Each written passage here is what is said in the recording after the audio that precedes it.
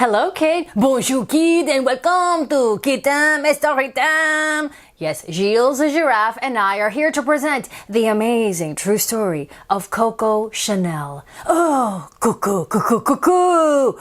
She is a designer of fashion, an innovator. She is elegant. She is timeless. And most importantly, yes, she is French. Like a certain giraffe I know. Allez, allez! All right, I shall read. Because we want to know how it all began. I mean, how does a little girl with big dreams grow up to become an internationally known fashion icon? This is the story of a French girl called Gabrielle. Eh, mon Dieu! Have you begun to read the wrong book? I don't think so. I mean, you just saw me open the Coco Chanel book. But who is this Gabrielle? And why is she in an orphanage? This is very tragic, especially because it is not Coco. Isn't it, though? Should we keep on reading? Maybe, see what happens? I am perplexed, but okay. Allez, allez! All right, off we go. So the nuns thought Gabrielle was very strange. She was different, and they didn't like it. And what is she writing here on the board, our little Gabrielle? To be irreplaceable, one must always be different. To be irreplaceable, one must always be different. Well, that is a famous Coco Chanel quote. Could it be that they were friends? I think we should keep reading to find out. Très bien. Allez, allez! All right, I'm allaying. Allez, allez means go, go, go. Gabrielle, now she was different.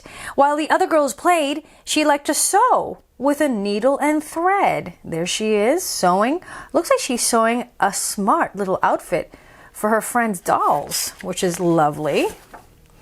When Gabrielle grew up, she sewed by day and sang by night. La, la, la, la, la, la, la. The people called her Coco.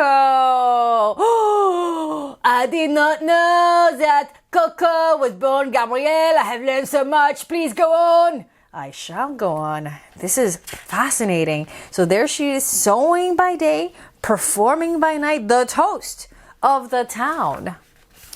When Coco finally went to bed, she dreamt in shapes and patterns. Oh, you see that right there? That is the famous Coco Chanel logo. It's the Coco Chanel, the two C's intertwined. You see that still to this day on her purses and her fashion. Well, she dreamt in these shapes and these patterns. She wanted to make so many things.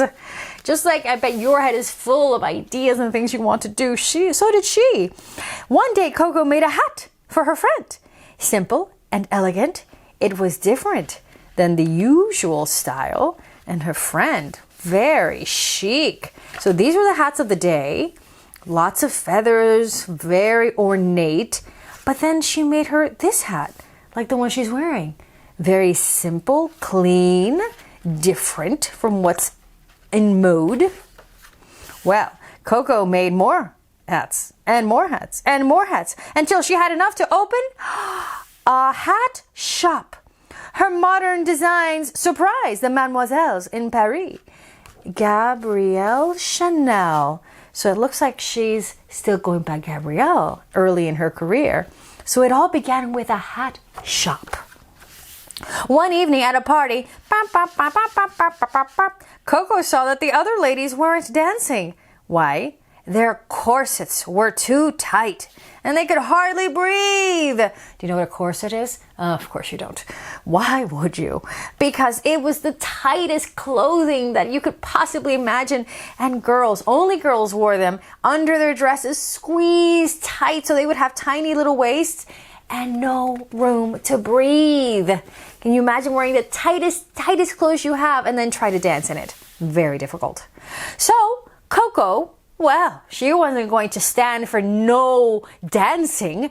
She created a brand new style, simple and straight. Her dresses and skirts would be comfortable to wear. Oh, look at that. They're roomy, they're comfortable, they're stylish. There's pants. Mon Dieu, pants.